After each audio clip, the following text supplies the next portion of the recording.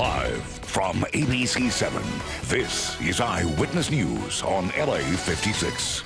An arrest warrant is out for a photographer accused of molesting girls at their quinceañeras, and he's suspected of victimizing at least 4 young women. Good evening, I'm David Ona. And I'm Colleen Sullivan. Welcome to Eyewitness News on LA 56. Police know who he is, they know where he lives, but they cannot seem to find him. Eyewitness News reporter Rob Hayes is live outside the photographer's house in Panorama City with more from neighbors who are shocked to hear the accusations. Rob? Well, Colleen, police say the suspect has lived here for about 15 years but hasn't been seen in weeks. He's accused of molesting young girls during their quinceañera photo shoots. Police say they actually found a video of him accosting one of those girls, and now they are trying to track him down. Take a good look at this face. LAPD investigators say 53-year-old Guilardo Nunez is a child molester and on the run. Nunez is a photographer who specializes in quinceañeras. His photo sessions often staged here at Brand Park in Mission Hills. That's where detectives say he took advantage of young girls while he snapped party photos. He's using the trust of that and the good nature of this whole event to take advantage and find his victims. LAPD's Lieutenant Paul Vernon says Nunez is wanted for molesting at least 4 girls under the age of 15.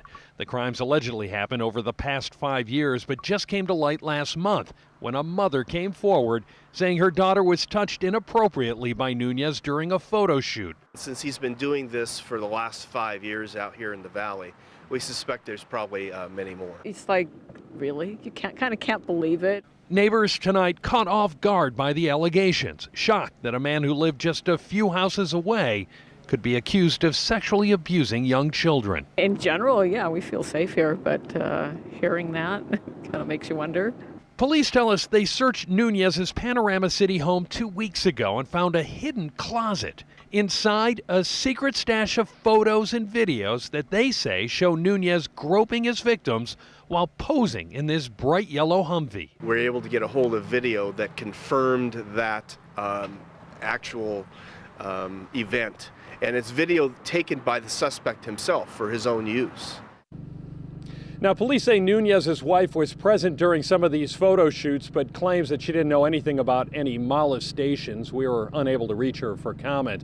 In the meantime, police are asking for the public's help in finding Nunez. They suspect he's still driving that yellow Humvee, license plate number 5CUK 746. They also believe that there may be other victims who have not come forward. If you know where Guilardo Nunez is, you are urged to call LAPD. The number is on your screen. It's 1-877-LAPD 24/7.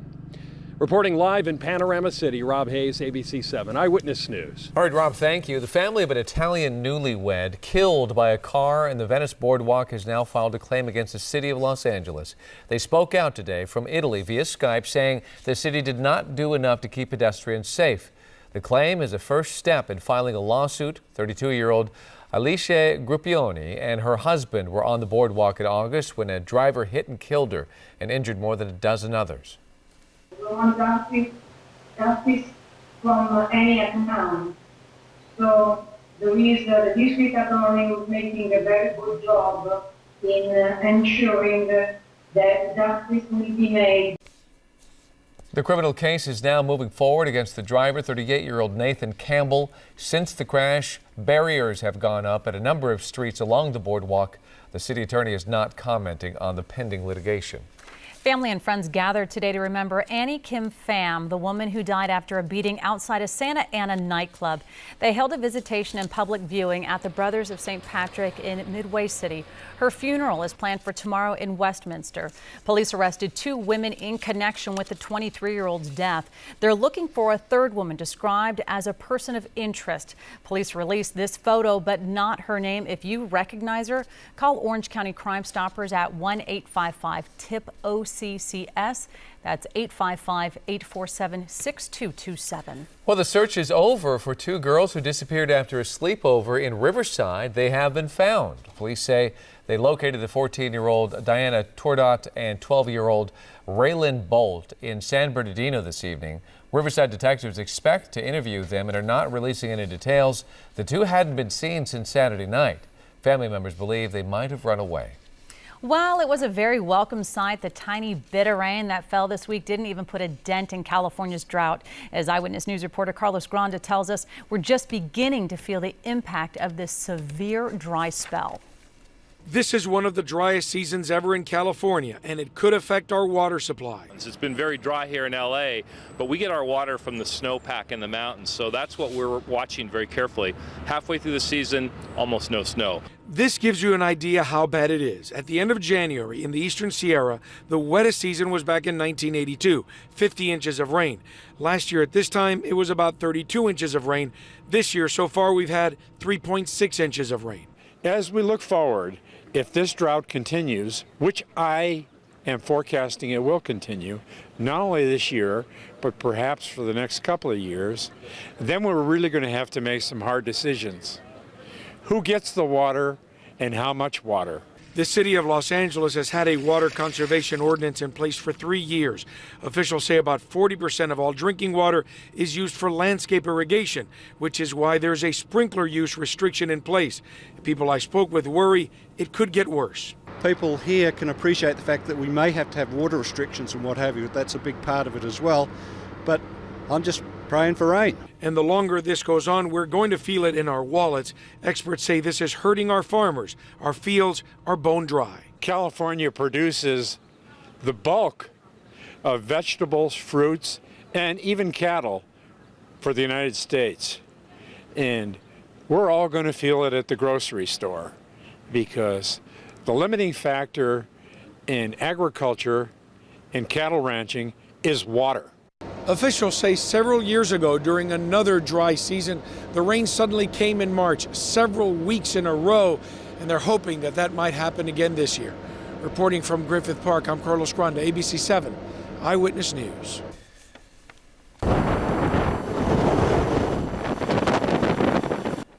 Amazing sights and sound in other parts of the country. Millions are bracing for more misery as another round of Arctic air sweeps south, and it's spreading into places not used to this brutal cold. Snow is even forecast for cities along the Gulf Coast, including New Orleans. The National Weather Service has issued winter storm watches, warnings, advisories from Texas all the way to the Carolinas and Virginia. And again, we pay so much for our property because we never have to live in 40 degrees below zero, eh, Jonathan? That is what, David, that's right. That's what it's going to feel like in portions of the Midwest where there are wind chill warnings in places like Minneapolis where it's already minus 11 below. It is going to feel like it is 40 below with the wind chill factor there. And there are even winter storm warnings down in the south, as far south as the Florida Panhandle. Has to bring it local, and let's change gears. Our rain totals. Yes, we are actually saying the words rain and totals in the same sentence here. We had a little bit of rainfall in the last 24 hours, enough to show up as measurable in Yorba Linda and Huntington Beach, where we saw 2/100th and 1/100th of an inch of rain, respectively, over the last 24 hours. Right now, we have a little bit of rain showing up in Northern California, but we have nothing to talk about in terms of rain for tonight here in Southern California, but we might. I'm going to tell you if this shower activity is going to make it far south enough to reach us, and also more rain in the forecast later on, coming up in the full 7-day forecast. All right, we'll see you in just a moment. Okay. Thanks, Jonathan. As President Obama puts the finishing touches on his State of the Union address, the First Lady is getting ready to welcome some special guests. They include Boston bombing victims Carlos Arredondo and Jeff Bauman, seen in this now iconic picture. Bauman lost both legs and played a crucial role in identifying the suspects. Los Angeles native Jason Collins is also invited. Last April, Collins became the first openly gay NBA player. The First Lady also invited an Arizona teen who showed President Obama his extreme marshmallow cannon during the White House Science Fair 2 years ago. Joey Hurdy is now 16 years old and interning at Intel. And you can watch President Obama's 6th State of the Union address to a joint session of Congress over on ABC7 or streaming live on abc7.com. It is scheduled for tomorrow night at 6 o'clock. So to come in Eyewitness News at 8 o'clock, the search is on for a missing relic with Pope John Paul II's blood. A new claim: the NSA could use popular cell phone apps like Angry Birds to spy on Americans. And the Olympic torch continues its trek across Russia as security concerns grow 2 weeks before the Games.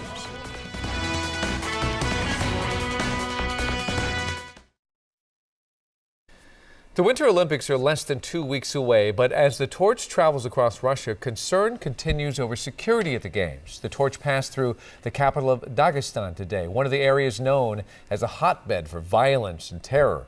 Tomorrow it moves on to Chechnya, another region known for a separatist movement fighting against the Russian state.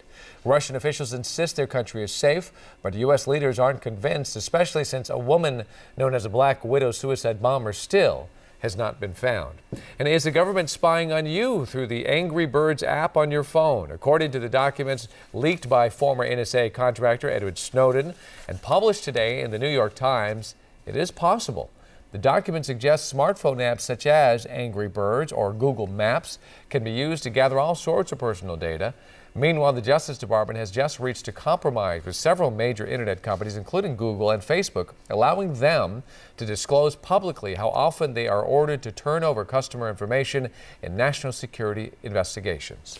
New Jersey lawmakers are taking steps to combine a pair of investigations into the so-called Bridgegate incident. The bipartisan committee will look into allegations that Governor Chris Christie's aides arranged to block traffic lanes near the George Washington Bridge as political payback. The lane closures caused gridlock in the town of Fort Lee for several days. Christie denies taking part. He fired one aide and accepted the resignation of another who appears to be behind the closures. The search is on near a mountain area frequented by the late Pope John Paul II for a stolen relic containing his blood. Police say someone stole it Thursday from a church near where the former Pope used to hike and ski. The relic is a painted metal cross which holds a piece of cloth soaked in the blood of the Pope. John Paul died in 2005. He's expected to become a saint during a Vatican ceremony in April. Ahead at Eyewitness News today, to clock why writer-director Quentin Tarantino is suing the website Gawker. And Justin Bieber is playing in Panama as LA County prosecutors decide whether or not to file felony charges against the pop star. And why men and women need to look for different things when it comes to heart attack warning signs. And a live look outside of Los Angeles International Airport. Jonathan Novak's forecast coming up.